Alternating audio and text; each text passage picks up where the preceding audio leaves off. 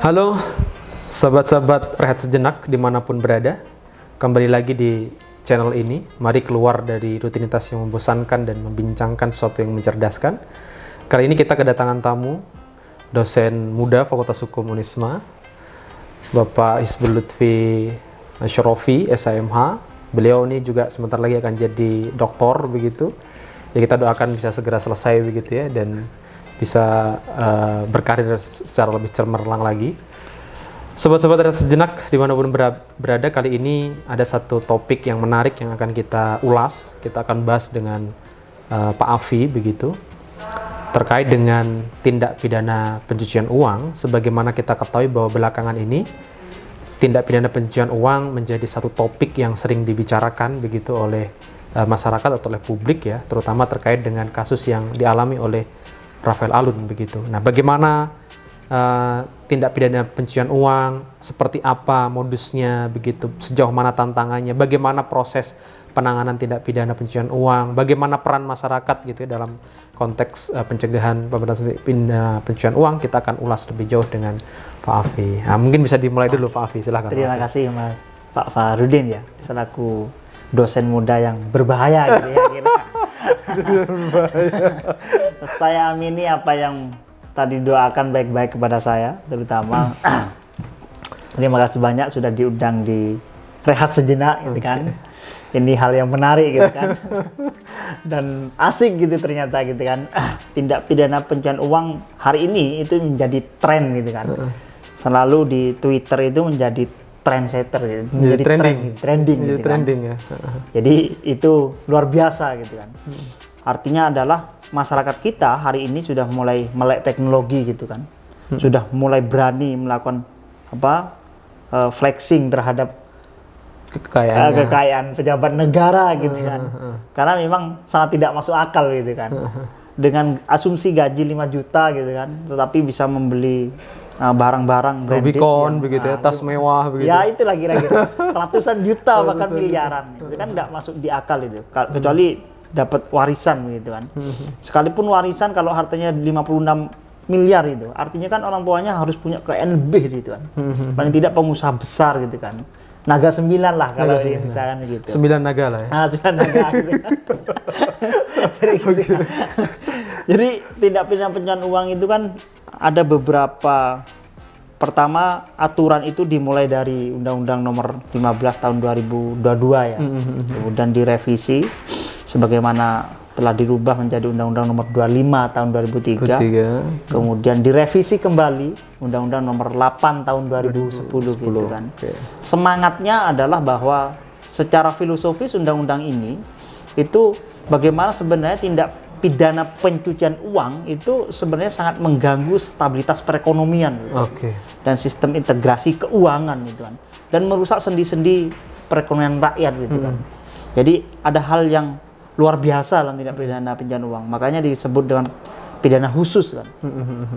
Jadi kalau pidana kita dulu itu konsen terhadap pelaku pidana, maka hari ini tidak hanya pelaku tindak pidana gitu, tetapi juga hasil dari kejahatan itu yang berupa harta kekayaan itu juga bagaimana mereka harus dimiskinkan paling tidak, dirampas oleh negara kan begitu. Kalau dalam pasal 2 Undang-Undang Nomor 8 Tahun 2010 itu ada berbagai macam gitu kan cara orang melakukan tindak pidana pencucian uang. Modusnya. Bukan caranya. Caranya. Pertama dari korupsi, dari suap, bea cukai dan lain-lain. Itu masuk itu. Bea cukai, prostitusi, itu juga masuk itu. Dari narkotika, pencurian, terorisme. Jadi pintu masuknya begitu. Pintu masuknya. Penipuan, penggelapan gitu. Itu pasal 2 gitu.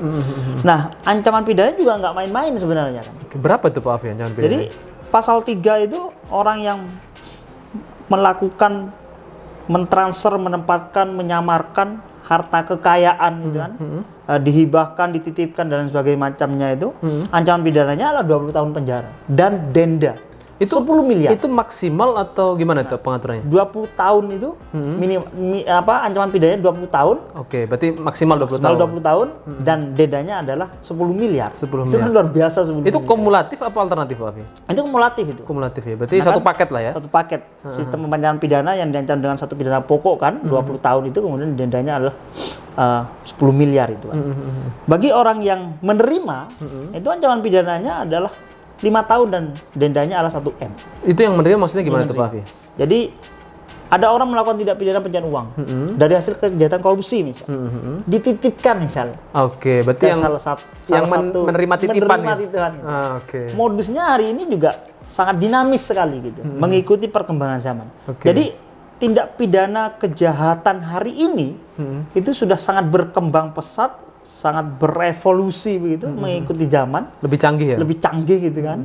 Mencurinya sudah pakai dalam dunia perbankan itu apa? Sudah menggunakan teknologi informasi gitu ya? luar biasa gitu. Jadi mentransfer uang orang itu kan gampang sekali hari ini gitu kan.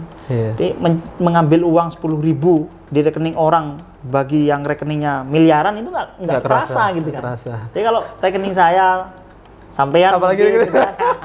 Apalagi apa yang isinya cuman 100.000, 200.000, ambil Ya, 10.000, kerasa banget itu ya. kerasa ya. Tapi kalau sudah miliaran kan nggak kerasa gitu Kerasa, kan. betul, Nah, betul. itu adalah bagaimana kejahatan tindak pidana pencucian uang gitu. Jadi ada beberapa modus itu. Ya. Di antaranya adalah misal placement gitu kan. Menempatkan uang ini di Hasil pencucian dari uang. pencucian uang ini di beberapa bank gitu. Bahkan di oke. bank luar negeri misal. Makanya kasus Rafael Alun itu 37 M ya Miliar di ya. safety box gitu kan, di salah satu bank Bank, negara gitu kan. Nah, itu kan juga luar biasa gitu kan. Biasa, betul. Pejabat eselon 3 kan. Itu punya harta kekayaan yang luar biasa fantastis gitu kan. 56 miliar itu. Itu kalau kira-kira dibeli cilok itu, nah, itu mungkin satu dinoyo banjir Itu mungkin. kalau kerja normal mungkin selama hidup nggak bisa sampai Nggak bisa. segitu ya. Sampai hari kiamat nggak mungkin. Kira-kira gitu. Sampai hari kiamat nggak bisa itu. 56 miliar itu nggak bisa di angan-angan gitu kan. Iya. Jadi itu beberapa modus itu kan. Yang diantaranya yang kedua adalah layering. Layering, Transfer, ya, layering. layering ya. Layering itu di sistemnya adalah mentransfer dana kejahatan itu kan. Dengan lapisan-lapisan Dengan agar lapisan tidak yang tidak diketahui, terdeteksi gitu kan. terdeteksi. Itu kan luar biasa itu. Itu modus-modus yang sebenarnya bisa diantisipasi begitu kan oleh negara itu. Negara itu kan punya BIN, kan bisa lah negara. Punya intelijen lah ya. Nah, badan intelijen negara masa nggak bisa ngurusi. Ya, apalagi dulu Pak hal Afi kan begitu juga kerja di intelijen kan. Ya? Enggak. Jadi itu bisa sekali sebenarnya kalau penegak hukum sebenarnya mau gitu kan, serius dalam mengungkap kejahatan tindak pidana pencucian uang gitu kan. Nah, menariknya lagi kita punya lembaga independen gitu kan. Oke, lembaga negara ya. Lembaga negara, PPATK gitu kan, pusat analisis transaksi, pusat pelaporan analisis transaksi keuangan. Gitu. Yang tidak hanya soal mengaudit data gitu kan, tapi juga mencurigai dugaan adanya tindak pidana pencucian uang. Oke. Gitu. Itu kan lembaga independen sebenarnya gitu kan. Sama seperti KPK mungkin ya. Nah, seperti KPK. Modelnya. Ada beberapa model di berbagai negara gitu. PPATK itu kan disebut dengan Financial Intelligence Unit gitu kan. Di antaranya misal sistemnya adalah police model.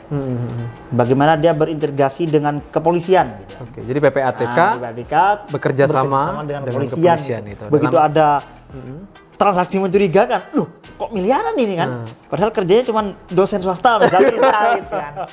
Itu kan bisa langsung ke kepolisian itu. Itu sudah dianut oleh beberapa negara, misalnya Slovakia, Hong Kong, Singapura gitu kan. Tapi ada yang juga judicial model. Dia bekerja sama dengan kejaksaan. Oke. Di antaranya adalah negara Irlandia, Portugal gitu kan. Itu bekerja sama dengan kejaksaan gitu kan. Oke. Nah, ada juga yang gabungan. Oke, gabungan. Jadi bekerja sama dengan Kepolisian dan kejaksaan. Sekaligus lah ya. gitu kan, sekaligus. Itu seperti di Norwegia, di Denmark gitu kan. Ada juga yang hanya sifatnya administratif model gitu. Oke. Itu di Amerika dan Australia gitu. Nah, kalau di Indonesia itu kalau saya melihat pasal 64 itu bagaimana sebenarnya PPATK itu bisa bekerja sama dengan penyidik gitu. Oke, bisa bekerja sama dengan penyidik ya. Bisa bekerja sama dengan penyidik. Jadi penyidik bisa jadi kepolisian dan kejaksaan. Dan kejaksaan gitu. Bahkan juga di KPK juga. Tergantung tindak pidana asalnya di mana gitu kan. Itu adalah bagian seharusnya karena kita sudah punya lembaga independen ini, PPATK ini, Pusat Pelaporan dan Analisis Transaksi Keuangan, sebenarnya bagi saya mudah sekali untuk menjerat pelaku-pelaku tindak pidana pencucian keuangan sebenarnya. Harusnya mudah ya, karena ada lembaga khusus yang menangani itu khusus gitu. Kan. Kita tidak kekurangan penegak hukum gitu kan. Ada KPK dengan segala kewenangannya itu kan. Ada kejaksaan, apalagi kejaksaan sekarang surveinya itu kan juga naik ya. Lagi naik daun ya. Lagi naik daun kan. Dibanding kepolisian dan KPK gitu kan. Itu sebenarnya gampang sekali begitu kan untuk mengusut itu gitu kan.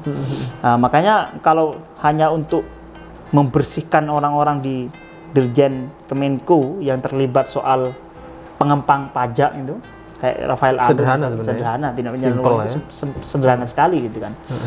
Ada beberapa modus begitu kan. Contoh misal pengempang pajak itu, pengempang pajak itu. Ada pengusaha misal. Dia punya aset 50 miliar misal.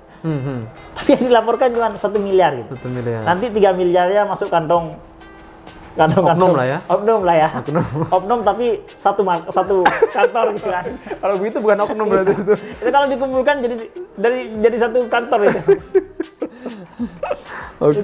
Pengembang pajak kan modusnya begitu. Dia kerjasama gitu. Jadi daripada saya bayar pajak 5 miliar, lebih baik saya bayar pajak 3M misal. Tapi yang 1M masuk negara, 2M masuk oknum misal. Itu sudah 2M sendiri gitu kan. Betul. Berapa kerugian negara? Itu kalau satu perusahaan. Kalau banyak perusahaan, itu kan luar biasa kerugian negara gitu kan. Nah, yang kedua adalah dari hasil tindak pidana tadi gitu kan. Narkotika dan lain sebagainya itu. Kasus suap, korupsi gitu. Penipuan, penggelapan, prostitusi. Banyak lah ya. Artinya banyak lah ya. Soal ini dua itu kan. Tindak pidana asalnya gitu. Nah, tindak pidana asalnya gitu. Nah, ini gimana sebenarnya Pak Afi ya untuk menjelaskan apakah memang tindak pidana pencucian uang itu harus dimulai dulu dengan tindak pidana asal gitu atau primary crime gitu ya. Karena TPPU itu kan masuk secondary crime gitu ya. Jadi tindak pidana lanjutan begitu. Apa memang harus diungkap dulu tindak pidana asalnya baru kemudian bisa mengungkap TPPU atau sebenarnya tanpa mengungkap tindak pidana asal tetapi sudah diketahui bahwa memang sumbernya dari sini langsung bisa diproses ke TPPU. Kalau dalam pasal 64 itu PPATK pada saat mencurigai adanya transaksi yang mencurigakan itu bisa langsung memberikan kepada penyidik. Oke. Artinya adalah dalam hal ini lebih aktif, responsif gitu. Berarti PPATK. Ini posisi PPATK sentral sekali berarti. Sentral sekali itu. Makanya disebut dengan Financial Intelligence Unit itu kan dari sentralnya gitu. Atau memang ada pelaku tindak pidana korupsi gitu. Kemudian KPK menggandeng PPATK itu untuk melihat apakah ada tindak pidana atau tidak pidana pencucian uang dalam hal ini. Nah, itu bisa gitu. Artinya untuk mengejar pelaku tindak pidana sampai ke akar-akarnya gitu kan, tindak pidana pencucian uang, itu bagi saya tergantung bagaimana sinergi antara penegak hukum dengan PPATK sebenarnya gitu kan. Artinya tidak ada alasan lagi bahwa orang yang melakukan korupsi dan diduga melakukan tindak pidana pencucian uang itu lepas begitu saja gitu kan. Cuman yang terjadi hari ini adalah pelaku korupsi itu tidak semuanya dijerat dengan tindak pidana pencucian uang gitu kan. Betul. Jadi ada beberapa saja ya. Nah, jadi kayak semacam susah sekali gitu menerapkan tindak pidana pencucian uang. Gitu. Kesannya pilih-pilih gitu. Nah, saya ada harapan gitu. Bagaimana nanti teman-teman sahabat-sahabat dosen muda Fakultas Hukum Unisma, dosen-dosen muda berbahaya ini mengisi pos penegakan hukum di KPK misal, di Komnas HAM, di PATK gitu kan. Karena bagaimanapun lembaga negara itu harus diisi dengan orang-orang yang baik kan begitu. Orang-orang yang berintegritas. Orang-orang berintegritas yang punya nilai moralitas dan idealisme tentunya kan begitu. Iya. Oke, jadi kalau bicara ini Pak Afi ya, bicara soal tantangan ya. Kita tahu tadi kan kita sudah diskusikan bahwa sebenarnya problem tindak pidana pencucian uang ini kan jarang diterapkan ya, sebenarnya di dalam beberapa kasus gitu. tindak pidana korupsi, tapi tidak selalu dipakai begitu ya, tindak pidana pencucian uang gitu. Sebenarnya problem utamanya apa kok itu kemudian tidak dipakai gitu ya? Menurut saya sebenarnya bagi saya, kalau saya penegak hukumnya, setiap tindak pidana korupsi saya akan wajibkan gunakan tindak pidana pencucian uang. Gitu ya. Wajib itu. Urusan nanti terbukti atau tidak urusan. Kan nanti ada pembuktian terbalik itu. Mekanismenya kan ada pembuktian terbalik gitu kan. Kalau memang ini bukan dari hasil tindak pidana pencucian uang kan negara juga tidak mungkin melakukan perampasan kan. Betul. Tapi kalau selama tersangka atau terdakwa tidak bisa membuktikan harta kekayaannya, asal usul hartanya dari mana, maka patut diduga itu dari hasil tindak pidana pencucian uang. Gitu. Sekarang logikanya begini loh, pejabat eselon 3 gitu, dan wis mentok-mentoknya gaji pokoknya berapa lah, anggap dengan tunjangannya 1 juta lah misalkan, kan kalau 1 tahun cuman 1M200 lah ya, 1M200, tapi punya harta 56M, punya safety box ya, 37M di salah satu bank negara itu kan, itu juga luar biasa gitu. Di board dan di underline gitu. Artinya kan maksud saya begini, artinya tindak pidana pencucian uang itu tidak bisa berdiri sendiri. Oke. Artinya terorganisir gitu. Nah ini juga bagian dari tantangan dari penegak hukum itu. Betul. Saya khawatir juga ini bagian, jangan sampai penegak hukum itu juga menjadi pelaku gitu. Pelaku tindak pidana pencucian uang. Nah itu yang ini berbahaya kan itu. Susah sekali ini. Betul, itu kayak lingkaran setan. Nah itu ini bukan hanya lingkaran setan itu. Lingkaran itu, iblis. Jadi Fred itu kan itu. Oke. Itu bahaya sekali. Contoh misal, suaminya adalah pejabat penyelenggara negara. Tetapi istrinya adalah pengusaha. Salah satu pimpinan perusahaan di batubara, sawit. Komisaris atau direktur begitu ya. Atau ada seorang menteri, kemudian anak-anaknya adalah pimpinan komisaris, direktur salah satu perusahaan swasta. Itu juga bagi saya ada konflik interest di dalamnya. Tergantung hari ini bagaimana kemauan dari penegak hukum untuk mengusut tuntas tindak pidana pencucian uang gitu. Makanya konsideran dari Undang-Undang Nomor 8 tahun 2010 itu adalah tindak pidana pencucian uang itu merusak sistem perekonomian dan sistem integritas keuangan, serta merusak sendi-sendi kerakyatan. Nah, itu yang paling penting itu. Jadi dampak dari itu semua sebenarnya kan ke masyarakat. Nah, yang penting begini Pak Afi. Ini kan bicara tindak pidana pencucian uang kan sebenarnya yang pihak yang sangat dirugikan ya, selain negara dalam makna negara formal begitu kan juga rakyat itu ya, publik masyarakat itu. Itu kan sebenarnya yang paling dirugikan dari adanya tindak pidana pencucian uang kan begitu. Apapun itulah karena itu berdampak pada soal pelayanan publik dan lain sebagainya kan begitu. Nah, bagaimana sebenarnya mekanisme pelaporan yang bisa dilakukan gitu oleh masyarakat itu kalau misalnya menemukan sebuah dugaan ya, ada tindak pidana pencucian uang gitu Pak Afi? Dalam pasal dari Undang-Undang Nomor 8 2010 itu juga dijelaskan bahwa orang yang pelapor itu terhadap PPATK dalam hal ini kepada PPATK itu wajib dirahasiakan identitasnya dan itu tidak boleh dibuka kepada publik. Kalau dibuka berarti yang membuka akan kena hukuman gitu. Iya, kena ancaman pidana kan begitu. Betul. Nah, yang paling penting adalah esensinya begini. Karena tindak pidana pencucian uang ini adalah merusak sendi-sendi kerakyatan itu kan, merusak sistem integritas keuangan itu. Jadi bagi saya penegak hukum itu harus responsif dan proaktif. Jadi setiap pelaku tindak pidana kejahatan yang tercantum dalam pasal 2 Undang-Undang Nomor 8 tahun 2010 itu kan ada jenisnya suap, korupsi, narkotika, bea cukai gitu kan. Pencurian, penggelapan, penipuan, sampai perjudian.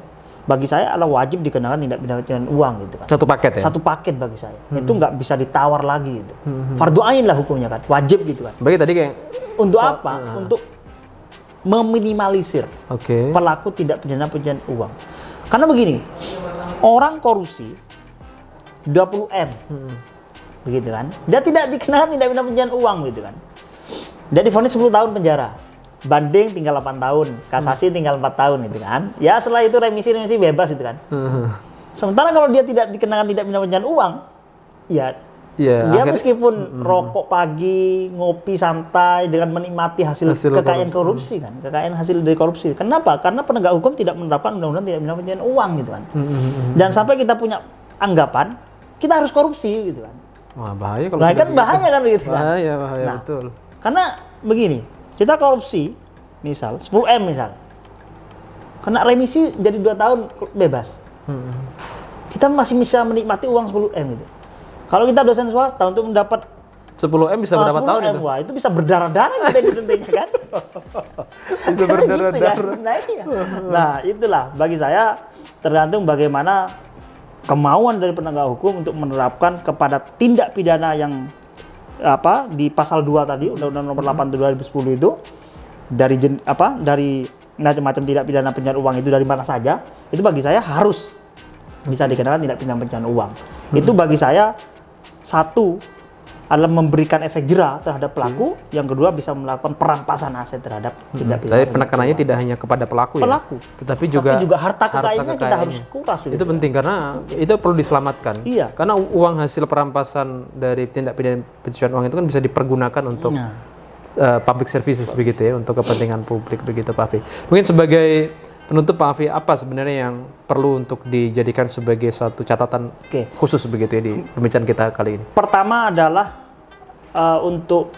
karena bagi saya ini kan yang sering dikenakan tindak pidana pencucian uang itu adalah kasus korupsi kan. Saya untuk meminimalisir gitu kan. Tindak pidana korupsi ada beberapa hal bagi saya. Mungkin masukan dari saya terhadap penegak hukum itu. Pertama adalah dari segi tuntutan. Harus benar-benar maksimal gitu kan. Jadi nggak boleh main-main 8 tahun, 10 tahun gitu kan. Itu sama kayak ya maling-maling di kelas teri lah. Tapi harus maksimal gitu.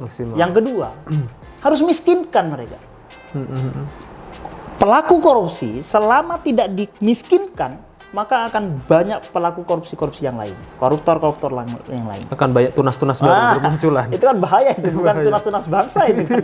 Nah, itu harus dimiskinkan. Lewat apa? Ya, lewat undang-undang tindak pidana pencucian uang gitu kan. Selain juga sekarang ada rancangan ini ya. Rancangan undang-undang perampasan aset. Dan itu menarik itu. Pasal 2 huruf K itu, pejabat penyelenggara negara, harta kekayaannya kalau tidak seimbang dengan dengan hasil penghasilannya, misal gaji 5 juta tapi hartanya 56M, itu negara bisa melakukan perampasan. Langsung tanpa proses peradilan. Tetap proses peradilan. Tetap proses peradilan. Artinya tetap harus ada proses peradilan. Tetapi bagi saya itu angin segar gitu. Bagi apa? Bagi pelaku kejahatan yang mencoba untuk menyamarkan, menitipkan